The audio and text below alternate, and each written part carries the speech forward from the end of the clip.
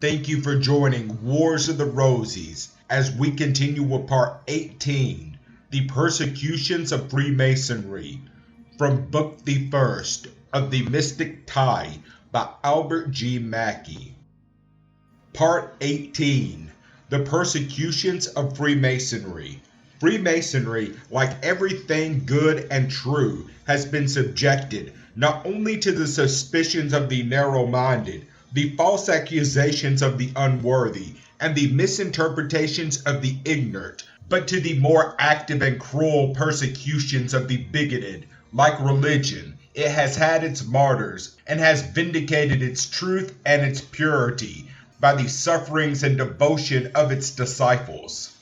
The task would be a tedious and ungrateful one to pass in minute review the whole history of the persecutions which have been heaped upon the order by its vindicated foes. The faggot and the stake have not been spared, and the wheel and the rack have been in vain restored to extract from tortured flesh confessions and renunciations that gold and silver could not purchase. In every case, the record of which has been transmuted to us, the Masons who have been subjected to these painful ordeals for their fidelity to the institution have proved the Masonic influence of the lessons they had received by unwaveringly and unflinchingly fidelity to their obligations. The institution for which so much has been endured without betrayal or denial must have in itself some element of excellence, and therefore the history of persecutions of Masonry is a testimonial in its favor that is well entitled to some place in the pages of a work dedicated to its defense. From the multitude of martyrs whose attachment to the order has been tested by their martyrdom, I select one only, but that, perhaps, not the least significant. The sufferings inflicted in 1743 by the Inquisition at Lisbon on John Coustos, a Freemason and the master of a lodge in that city, and the fortitude with which he endured these several tortures, rather than betray his trust and reveal the secrets that had been confided to him, constitute an interesting episode in the history of Freemasonry. Coustos, after returning to England, published in 1746 a book detailing his suffering, from which we have presented our readers with the following abridged narrative. John Coustos was born at Bern in Switzerland, but immigrated in 1716 with his father to England, where he became a naturalized subject. In 1743, he removed to Lisbon in Portugal and began the practice of his profession, which was that of lapidary, or dealer in precious stones. The consequence of the bull or edict of Pope Clement XII, denouncing the Masonic institution, the lodges at Lisbon were not held at public houses, as was the custom in England and other Protestant countries, but privately at the residence of the members. One of these lodges, Coustos, who was a zealous Mason, was elected the master. A female who was cognizant of the existence of the lodge over which Coustos presided revealed the circumstance to her confessor, declaring that, in her opinion, the members were monsters in nature who perpetrated the most shocking crimes. In consequence of this information, it was resolved by the Inquisition that Coustos should be arrested and subjected to the tender mercies of the Holy Office. He was accordingly seized a few nights afterwards in a coffee house, the public pretense of the arrest being that he was privy to the stealing of a diamond, of which they had falsely accused another jeweler, the friend and warden of Coustos, whom they had a short time previously arrested. Coustos was then carried to the prison of the Inquisition, and after having been searched and deprived of all his money, papers and other things that he had about him, he was led to a lonely dungeon, in which he was immured, being expressly forbidden to speak aloud or knock against the walls. But if he required anything, to beat with a padlock that hung on the outward door, and which he could reach by thrusting his arm through the iron gate. It was there, says he, that, struck with the horrors of a place of which I had heard and read such baleful descriptions, I plunged at once into the blackest melancholy, especially when I reflected on the dire consequences with which my confinement might very possibly be attended. On the next day he was led, bareheaded, before the president and 4 inquisitioners, who, after having made him reply on oath to several questions respecting his name, his parentage, his place of birth, his religion, and the time he had resided in Lisbon, exhorted him to make a full confession of all the crimes he had ever committed in the whole course of his life. But, as he refused to make any such confession, declaring that, from his infancy, he had been taught to confess not to man, but to God, he was again remanded to his dungeon. 3 days after, he was again brought before the inquisitioners, and the examination was renewed, as this was the first occasion on which the subject of Freemasonry was introduced. We shall give the account of it in the very words of Coustos. The first question they asked me was, whether I had carefully looked into my conscience, pursuant to their injunction. I replied, that after carefully reviewing all the past transactions of my life, I did not remember my having said nor done anything that could justly give offense to the holy office, that from my most tender youth, my parents, who had been forced to quit France for their religion, and who knew, by sad experience, how highly it concerns everyone that values his ease, never to converse on religious subjects in certain countries, had advised me never to engage in disputes of this kind, since they usually embittered the minds of the contending parties, rather than reconciling them. Further, that I belong to a society composed of persons of different religions, one of the laws of which society expressly forbids its members ever to dispute on these subjects upon a considerable penalty. As the inquisitioners confounded the word society with that of religion, I assured them that this society would be considered as a religious one, no otherwise than as it obligated its several members to live together in charity and brotherly love, how widely soever they might differ in religious principles. They then inquired how this society was called. I replied that if they had ordered me to be seized because I was one of its members, I would readily tell them its name. I thinking myself not a little honored in belonging to a society which boasted several Christian kings, princes, and persons of the highest quality among its members, and that I have been frequently in company with some of the latter as one of their brethren. Then one of the inquisitioners asked me whether the name of this society was a secret. I answered that it was not, that I could tell them in French or in English, but was not able to translate it into Portuguese. Then all of them fixing, on a sudden, their eyes attentively on me, repeated alternately the words Freemason or Freemason. From this instance I was firmly persuaded that I had been imprisoned solely on the account of Masonry. They afterwards asked, what were the constitutions of this society? I then set before them, as well as I could, the ancient traditions relating to this noble art, of which, I told them, James VI, King of Scotland, had declared himself the protector, and encouraged his subjects to enter among the Freemasons. That it had appeared from authentic manuscripts that the kings of Scotland had so great a regard for this honorable society, on account of the strong proofs its members had ever given of their fidelity and attachment, And those monarchs established the custom among the brethren of saying, whenever they drank, God preserved the king and the brotherhood. That this example was soon followed by the Scotch nobility and the clergy, who had so high an esteem for the brotherhood that most of them entered into the society, that it appeared from the other traditions that the kings of Scotland had frequently been Grand Masters of the Freemasons, and that, when the kings were not such, the society were empowered to elect as Grand Master one of the nobles of the country,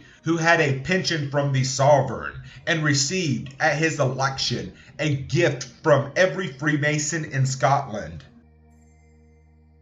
I likewise told them that Queen Elizabeth ascended the throne of England at a time that the kingdom was greatly divided by factions and clashing interests, and taking umbrage at the various assemblies of great numbers of her subjects, as not knowing the designs of those meetings, she resolved to suppress the assemblies of Freemasons. However, that, before her Majesty proceeded to this extremity, she commanded some of her subjects to enter into this society, among whom was the Archbishop of Canterbury, primate of her kingdom, that these, obeying the Queen's order, gave her so very advantageous a character of the fidelity of Freemasons, as removed at once all her Majesty's suspicions and political fears, so that the society have, ever since that time, enjoyed in Great Britain and the places subject to it all the liberty they could wish for, and which they have never once abused. They afterwards inquired, what was the tendency of this society? I replied, every Freemason is obligated at his admission to take an oath of the Holy Gospel that he will be faithful to the king and never enter into any plot or conspiracy against any sacred person, or against the country where he resides, and that he will pay obedience to the magistrates appointed by the monarch. I next declared that charity was the foundation and the soul, as it were, of the society, as it linked together the several individuals of it by the tie of fraternal love, and made it an indispensable duty to assist in the most charitable manner, without distinction of religion, all such necessitous persons as were found true objects of compassion. It was then they called me liar, declaring that it was impossible this society should profess the practice of such good maxims, and yet be so very jealous of its secrets as to exclude women from it. The judicious reader will perceive at once the weakness of this inference, which perhaps would be found but too true were it applied to the inviolable secrecy observed by this pretended holy office in all its actions. The result of this conference was that Coustos was conveyed to a deeper dungeon and kept there in close confinement for several weeks, during which period he was taken 3 times before the inquisitioners. In the first of these examinations, they again introduced the subject of Freemasonry and declared that if the institution was as virtuous as their prisoner contended that it was, there was no occasion for concealing so industriously the secrets of it. Coustos replied to this objection as follows. I told them that as secrecy naturally excited curiosity, this prompted great numbers of persons to enter into this society, that all the monies given by members at their admission therein were employed in works of charity, that by the secrets which the several members practiced, a true Mason instantly knew whether a stranger who would introduce himself into a lodge was really a Freemason, that, was it not for such precautions, this society would have confused assemblies of all sorts of people, who, as they were not obligated to pay obedience to the orders of the master of the lodge, it consequently would be impossible to keep them within the bounds of that decorum and good manners, which are strictly observed upon certain penalties by all Freemasons. that the reason why women were excluded this society was to take away all occasion for calumny and reproach, which would have been unavoidable had they been admitted into it. Further, that since women had, in general, been always considered as not very well qualified to keep a secret, the founders of the Society of Freemasons, by their exclusion of the other sex, thereby gave a single proof of their prudence and wisdom. They then insisted upon my revealing to them the secrets of this art. The oath, says I, taken by me at my admission, never to divulge them directly or indirectly, will not permit me to do it. Conscience forbids me, and I thereby hope your lordships are too equitable to use compulsion. They declared that my oath was as nothing in their presence, and that they would absolve me from it. Your lordships, continued I, are very gracious, but as I am firmly persuaded that it is not in the power of any being on earth to free me from my oath, I am firmly determined never to violate it. This was more than enough to make them remand me back to my dungeon, where, a few days later, I fell sick. After his recovery, he was again taken before the inquisitioners, who asked him several new questions with regard to the tenets of Freemasonry. Among those, whether he, since his abode in Lisbon, had received any Portuguese into the society. He replied that he had not, that it was true indeed that Don Emmanuel de Souza, Lord Cagliaris, and captain of the German guards, hearing that person was at Lisbon, who had made the Duke of Valois a Freemason, by order of the French King Louis XV, had desired the French minister at the Portuguese court to send for him. But on being told that the King of Portugal would not permit any of his subjects to be Freemasons, he had desired two of his brethren to wait on Don Emmanuel and inform him that he was ready to receive him into the brotherhood, if he could not obtain the king's leave, being determined to do nothing which could excite the indignation of his majesty. But Don Emmanuel, still continuing importunate and insisting that there was no truth in what had been observed of the king's prohibition, Coustos, to get rid of his entreaties, had made so high a charge for his initiation as he knew would suppress his desire to enter into the order. To this, one of the inquisitors replied that it was not only true that his Portuguese majesty had forbid any of his subjects to be made Freemasons, but there had been fixed up 5 years before upon all the churches in Lisbon an order from the Pope, strictly enjoining the Portuguese not to enter the society, and even excommunicating all such as then were or should afterwards become members of it. After some further conversation, in which Coustos endeavored to defend himself from the charge of having introduced Freemasonry into Lisbon, he was again remanded to his dungeon. When he was next brought before them, they insisted, he says, upon me letting them into the secrets of Freemasonry, threatening me in case I did not comply. But Coustos firmly and fearlessly refused to violate his obligations. As the next interview furnishes some interesting items of the character of the institution in those days, we give the account of it in his own words.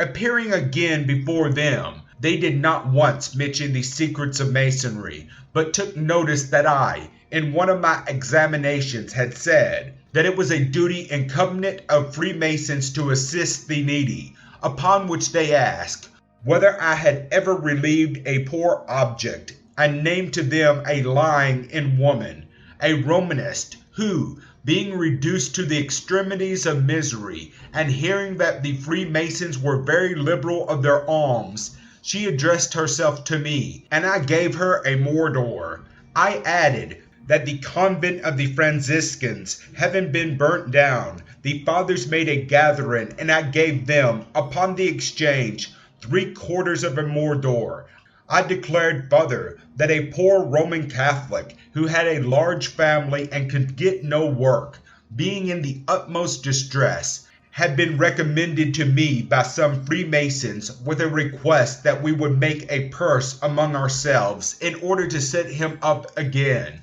and thereby enable him to support his family. That, accordingly, we raised among 7 of us, who were Freemasons, 10 mortars, which money I myself put into his hands. Then they asked me whether I had given my own money in alms. I replied that these arose from the forfeits of such Masons as had not behaved properly in the meetings of the Brotherhood. What are the faults, said they, committed by your brother Masons, which occasion their being fined?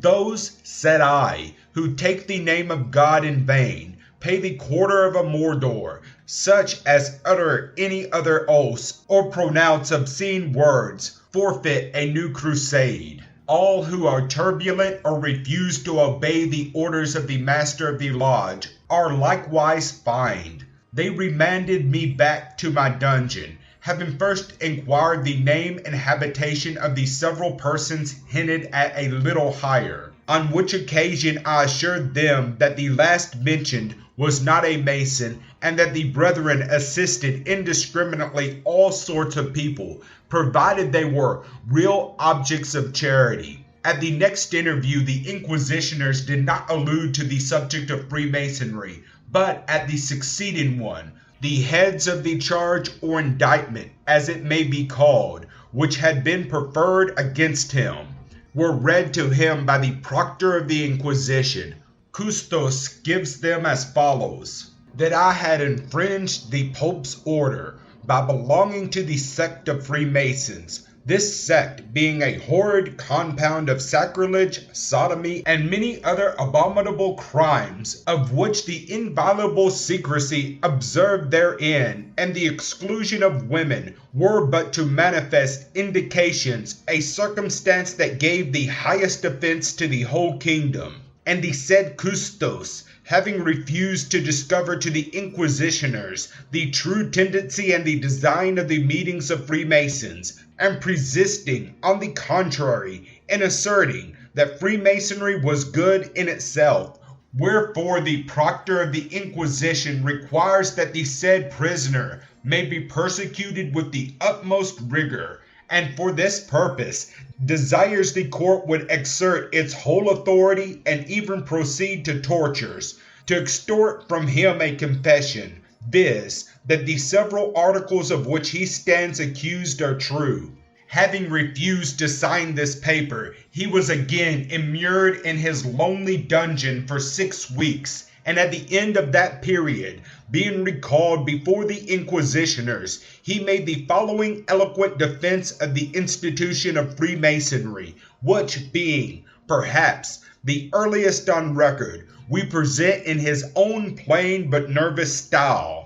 Your prisoner is deeply afflicted and touched to the soul to find himself accused by the ignorance or malice of his enemies in an infernal charge or indictment before the lords of the holy office, for having practiced the art of Freemasonry, which has been and is still revered not only by a considerable number of persons on the highest quality in Christendom, but likewise by several sovereign princes and crowned heads, who, so far from disdaining to become members of this society, submitted, engaged, and obliged themselves at their admission to observe rigorously the constitutions of the noble art, noble not only on account of the almost infinite number of illustrious personages who profess it, but still more so from the sentiments of humanity with which it equally inspires the rich and poor,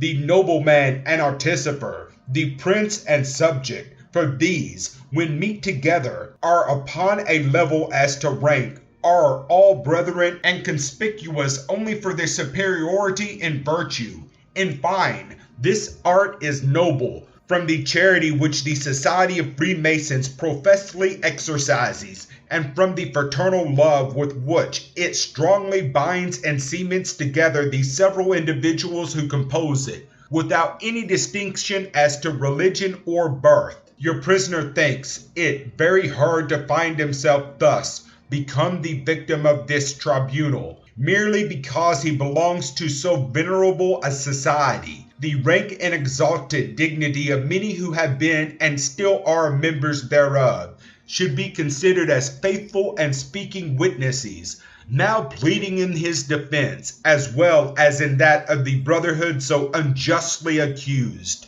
Furthermore, can anyone suppose, without showing the greatest rashness, or being guilty of the highest injustice, that Christian princes, who are God's vicegerents upon earth, would not only tolerate in their dominions a sect that should favor the abominable crimes of which this tribunal accuses it, but even be accomplices therein, by their entering into the society in question? What I have said above should be more than sufficient to convince your lordships that you are quite misinformed as to Masonry and oblige you to stop the persecution against me. However, I will here add some remarks in order to corroborate my former assertions and destroy the bad impressions that may have been made on your lordships' minds concerning Freemasonry. The very strict inquiry made into the past life and conduct of all persons that desire to be received among the brotherhood, and who are never admitted except the strongest and most indisputable testimonies are given of their having lived irreproachable, are further indications that this society is not guilty of the crimes with which it is charged by your tribunal, the utmost precautions being taken to expel from this society not only wicked, but even disorderly persons. The work of charity, which the brotherhood think it incumbent on themselves to exercise, towards such as are real objects of compassion, and whereof I have given your lordships some few instances, show likewise that it is morally impossible for a society so execrable as you have described that of Freemasons to be, to practice a virtue so generally neglected and so opposite to the love of riches, at this time the prominent vice, the root of all evil. Besides, wicked and disorderly people set all laws at defiance, despise kings and the magistrates established by them for the due administration of justice, abandon men, such as those hinted at here, foment insurrections and rebellions, whereas Freemasons pay an awful regard to the prince in whose domains they live, yield implicit obedience to his laws, and revere in the magistrate the sacred person of the king by whom they were nominated, rooting up to the utmost of their power every seed of sedition and rebellion, and being ready at all times to venture their lives for the security both of the prince and of his government. Wicked people, when assembled together, not only take perpetually the name of God in vain, but blaspheme and deny him, whereas Freemasons punish very severely not only swearers, but likewise such as use obscene words, and expel from their society all persons hardened in those vices. Wicked people contemn religions of every kind, turn them into ridicule, and speak in terms unworthy of the deity worshipped in them. But those Freemasons who act according to the spirit of their profession, on the contrary, observing a respectful silence on this occasion, never quarrel with the religious principles of any person, but live together in fraternal love, which a difference of opinion cannot lessen. I closed my defense with the 4 lines following, composed by a Freemason.